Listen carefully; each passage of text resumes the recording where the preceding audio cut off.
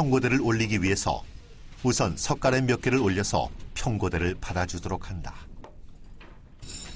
이렇게 올려진 휜 평고대를 조로 평고대라 한다. 일단 보기에 유선의 아름다운 곡선이 나타난다. 여기서 이 집의 처마 곡선이 결정되고 처마의 안허리를 얼마나 휘게 할 것인가 하는 것도 도편수와 부편수가 이때까지 보아온 선대 수많은 집들에서 나타나는 곡률에다 그들만의 경험과 지혜가 어우러져 결정된다. 앞에 평고 누를 자리가 없잖아. 이거는 이게 문제라. 거기 한번 눌러봐.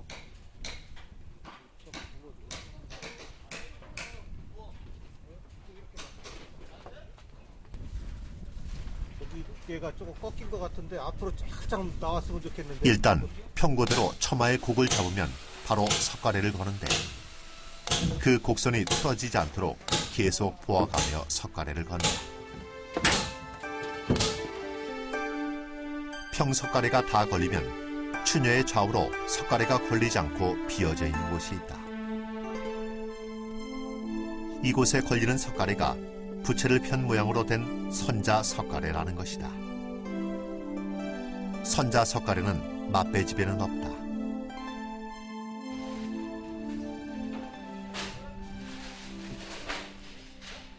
선자 석가래를 걸기 위해서는 추녀 옆에 갈모 산방이라는 것을 설치해야 한다. 처마의 좌우에 들려있는 추녀까지 석가래가 올라가려면 추녀 옆에서는 석가래를 괴어주는 것이 있어야 한다. 선자 석가래는 모양 자체가 마치 배의 노처럼 생겼다. 뒤쪽은 아주 얇고 뾰족하게 깎아야 하고 갈모 산방에 올려지는 부분은 석가래 하나하나마다 그 각도를 달리하면서 깎아야 한다. 그러면서도 하나하나가 반듯하지 않고 위로도 휘고 좌나 우로도 휘게 치목해야 한다.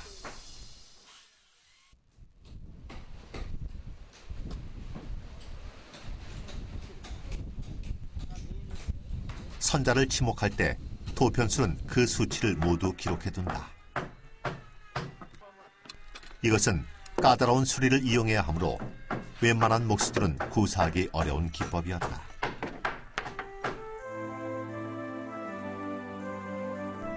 선자는 초장, 2장, 3장, 4장, 막장 하면서 건다.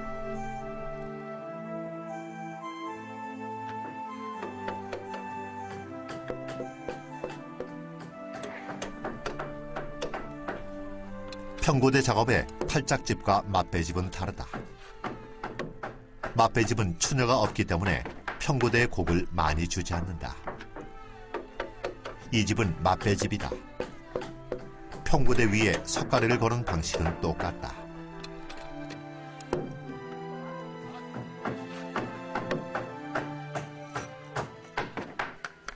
지붕에 돌아가면서 평석가래와 선자석가래를 다 걸었으면 석가래와 석가래 사이를 나무 판자로 덮는다. 이것을 개판이라 한다. 집의 모양이 어느 정도 드러나면 상냥식을 한다. 지붕의 가장 위쪽에 걸리는 종도리를 마지막으로 올려서 연결시키는 행사다. 목수들이 이 행사를 준비한다. 님이 어디 있어요? 상냥문은 이 집을 짓게 된 연유를 자세히 기록해서 대나무통이나 구리통에 넣어서 종들이 배바닥에 홈을 파고 그 속에 넣기도 하고 장혀의 등에 홈을 파고 넣기도 한다. 잘 사는 집은 이 속에 후손들이 이 집을 수리할 때 쓰라고 금은 보화를 넣어놓기도 했다. 상냥식이 있는 날은 목수들이 배불리 먹고 일을 하지 않고 쉰다. 아니 아직 안 올라가요. 가벼워서.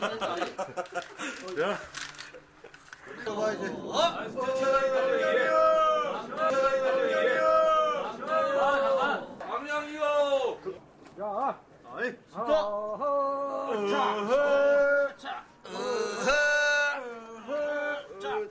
땡기고 보라이.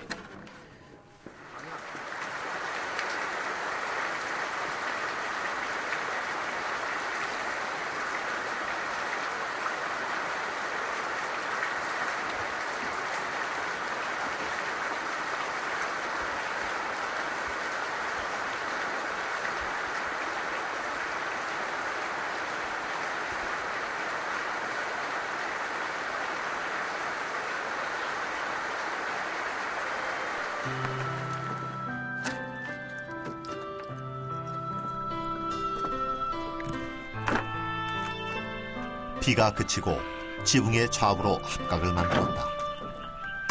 집이 제 모양이 되어간다. 석가래 위에 개판으로 덮고 그 위에 적심을 받았다.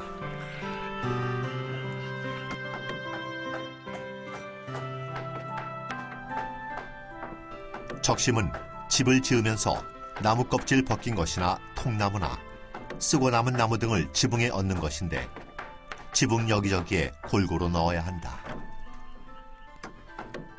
이것은 지붕의 물매를 조정하고 눈이 쌓였을 때는 물론 기와와 보토와 새우 흙의 엄청난 하중을 석가래에 골고루 분산시켜 주어 하중이 쏠리지 않게 하며 흙이 석가래에 바로 닿지 않게도 한다.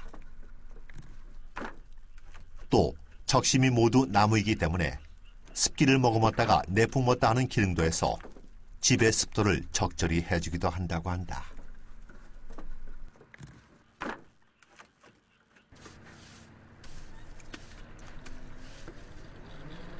적심이 골고루 넉넉히 넣어지면 그 위에 흙을 깐다. 이것을 보토라고 하는데 아래에 깐 적심이 조금 더 드러나 보이지 않도록 지붕 전체에 골고루 깔아야 한다. 이 흙은 진흙에다 강회를 섞어서 쓰는데 빈틈없이 얹어 다부지게 밟아야 적심 사이로 진흙이 들어간다. 이 흙은 한겨울의 냉기가 지붕을 통해 천장과 방으로 내려온 것을 막아줄 뿐만 아니라 무더운 여름에 뙤약볕 열기가 기와를 통해서 방으로 전달되는 것을 차단해주는 역할을 하기 때문에 아주 중요한 것이다. 강회가 들어간 흙은 방수 역할도 한다.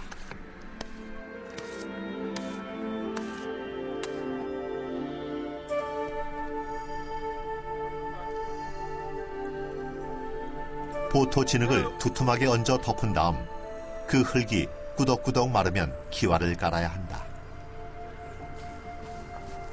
기와를 깔 때 쓰는 흙은 진흙에 백토를 섞고 강회를 넣어 찰지게 익인 흙을 넣는다. 이 흙을 새우 흙이라 한다. 새우 흙을 받아서 먼저 암기와부터 깔아 나간다. 암기와는 석장을 물려가면서 깔아 나간다. 용마루에서 기와 놓을 자리를 표시해두고 한 줄 한 줄씩 옮겨가면서 암기와를 아래 처마부터 용마루까지 깔아 올라간다.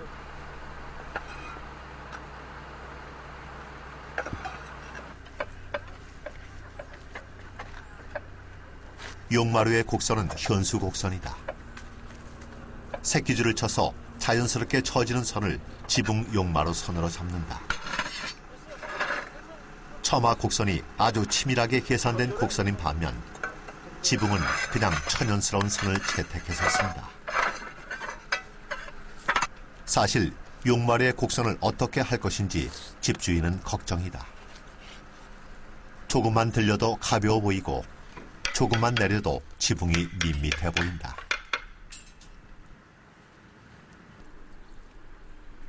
양쪽 끝에는 적세를 겹겹으로 쌓아올려 용마루 곡선이 올라가도록 만든다.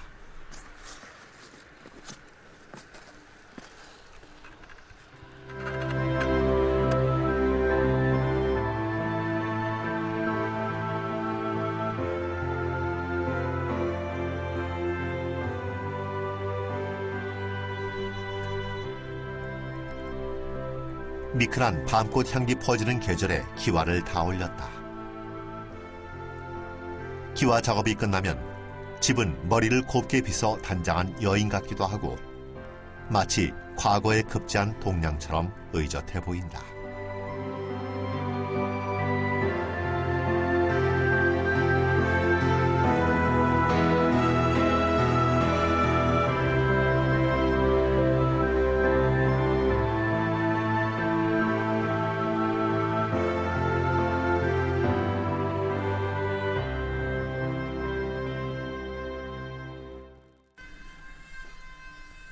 기와 일이 끝나고 주변이 정리되자 목수들은 수장 들이는 작업을 한다.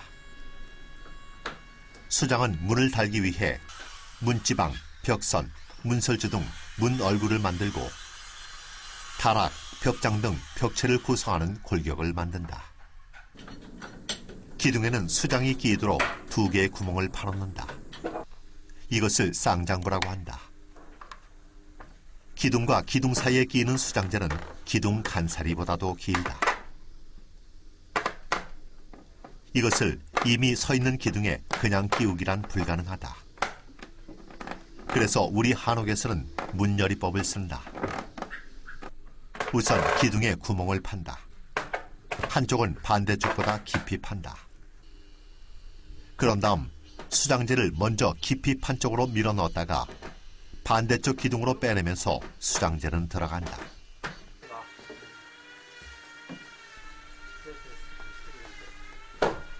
한옥의 구조 가운데 가장 발달한 것이 머름이다. 이것은 주로 창문 아래에 들어간다.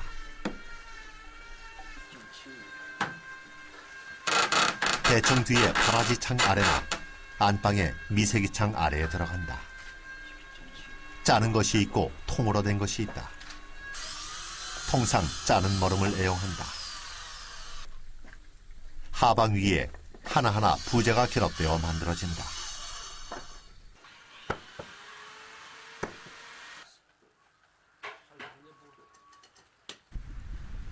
한국만이 가지고 있는 마루가 우물마루다. 일본은 긴 판재를 못 박아 고정시키는 장마루다.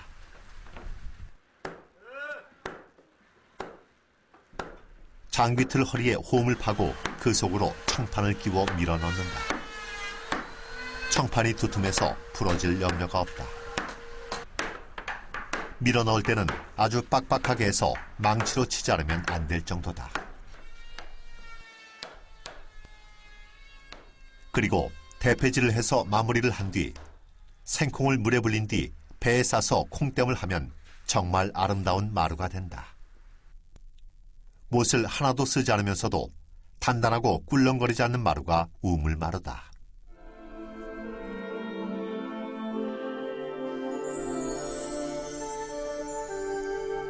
한옥은 일견 단순해 보이지만 문과 창을 보면 화려하고 다양하다. 벽체 들이고 나면 문과 창을 단다.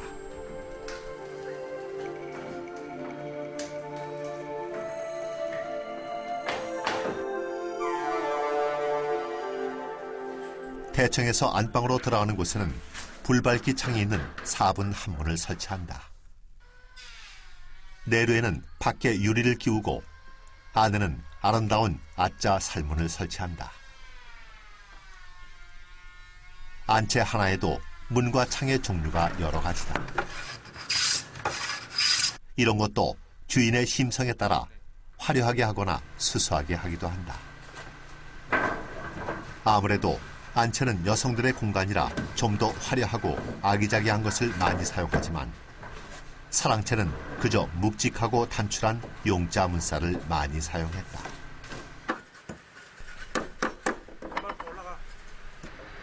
소슬 때문은 문이 크기 때문에 판재가 길고 두꺼워 매우 무겁다. 대문의 못자국에는 국화정을 박아서 안 보이게 장식한다. 대문을 짤 때 2짝으로 짜지 않는다. 한 짝 통으로 짠다. 나중에 입택식 때 문을 톱으로 자르고 들어오기 위해서다. 대문에는 아래 위로 문지 두리에 촉을 받고 세운다. 그리고 문고리를 단다.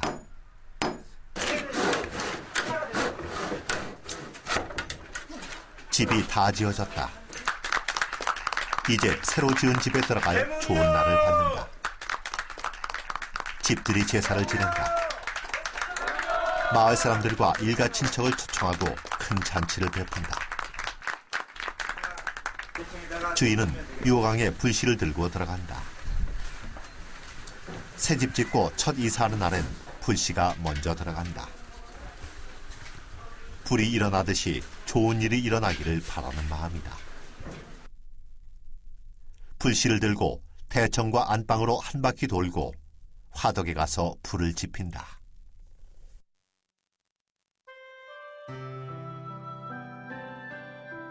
한옥은 100년 전, 200년 전 1000년 전에도 지어졌다.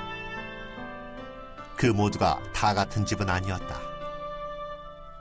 그리고 이 시대, 21세기에도 한옥은 지어지고 있다. 원시시대 때부터 우리가 짓고 살던 귀틀집을 오늘에 다시 멋지게 지었다.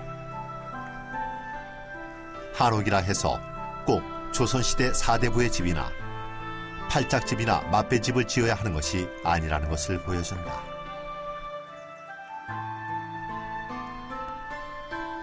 그러나 한 가지 중요한 점은 기와를 얹어 옛날 산촌의 귀틀집과 다른 기품 있는 집으로 만들었다. 그리고 안에는 마루와 온돌이 있는 한옥의 원형지를 그대로 가지고 있다. 근래에 아주 잘 지은 또 다른 한옥의 경우를 보자. 대문에 들어서면 안채가 바로 보이지 않도록 해놓았다. 예, 21세기에 우리가 짓고 사는 집이 어떤가를 보기 위해서 안채부터 좀 구경을 하시죠. 한옥이라는 개념이 구두를 하고 마루가 합쳐진 거니까 그거에선 벗어날 수가 없죠. 그 대신 규격을 어떻게 하느냐 하는 거하고, 여긴 바닷가 같아서 해풍이 많으니까 밖에다 유리창을 단 거는 19세기하고 전혀 모양이 좀 다릅니다. 한옥의 원형지를 고스란히 간직하고서도 오늘에 사는 사람이 불편하지 않도록 지었다.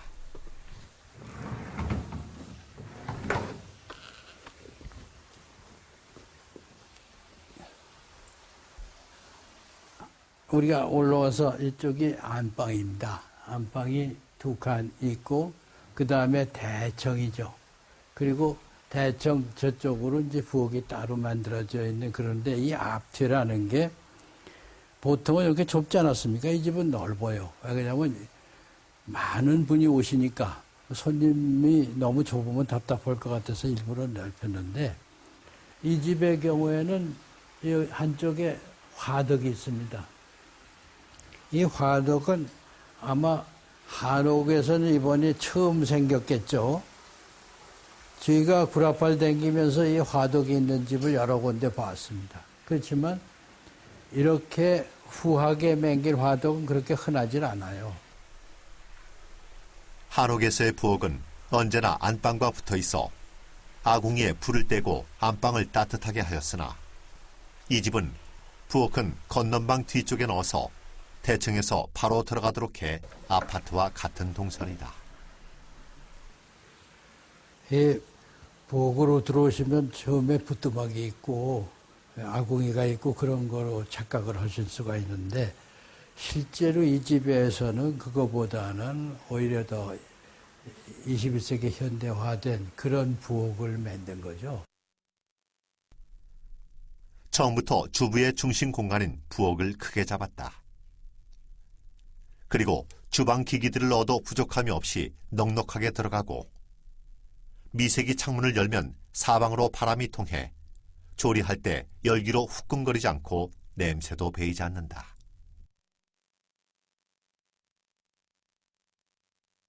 이 대들보가 처음에는 어이구 저렇게 커서 무거워서 어떻게 될까요? 그러더니 여기 작업하면 그게 있으니까 든든해서 좋네요. 그게 익숙해지니까 그렇게 달라지더라고요, 생각들이. 그래서 이 집이 지니고 있는 이게 반자를 다 켜는 것보다는 오히려 높낮이가 다르고 들쑥날쑥하면서 분위기가 있으니까 공기 소통도 잘 되고요. 여러 가지로 이득이 있대요. 그래서 이 가정주부들이 자기는 어디든지 이런 집지라고 자랑을 하고 다닌답니다.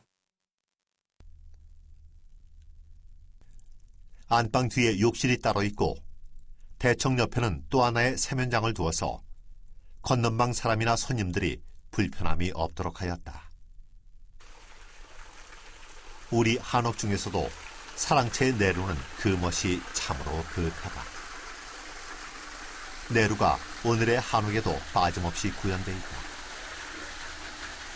내루가 자연과 함께 있어서 자라는 아이들의 인격과 정서 함양에 좋은 도량임은 물론 인간 관계를 원숙하게 하는 장소이기도 하다.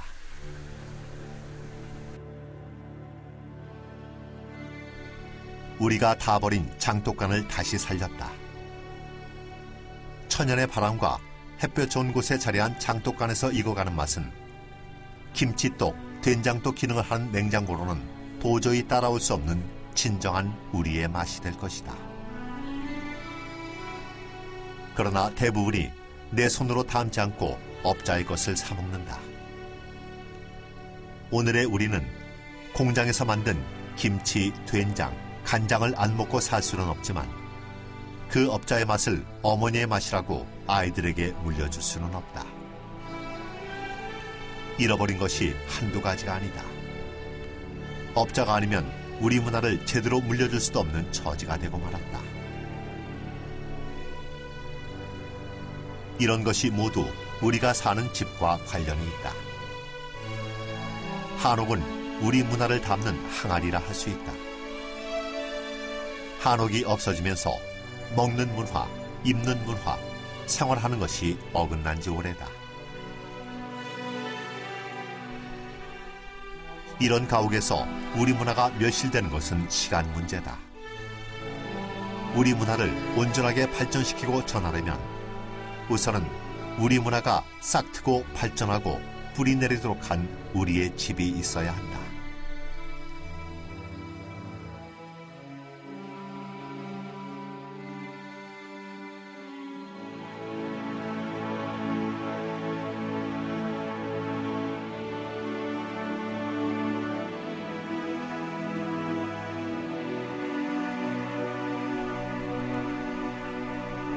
집은 단순히 기능을 위하여 짓는 것이 아니다.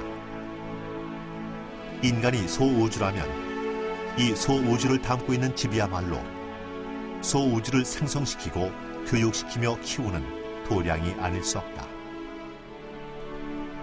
우리들이 즐겨 입는 의복을 한복이라 하고 우리들이 먹는 독특한 음식을 한식이라 한다. 마찬가지로 다른 나라에는 없는 우리들의 집을 한옥이라 한다.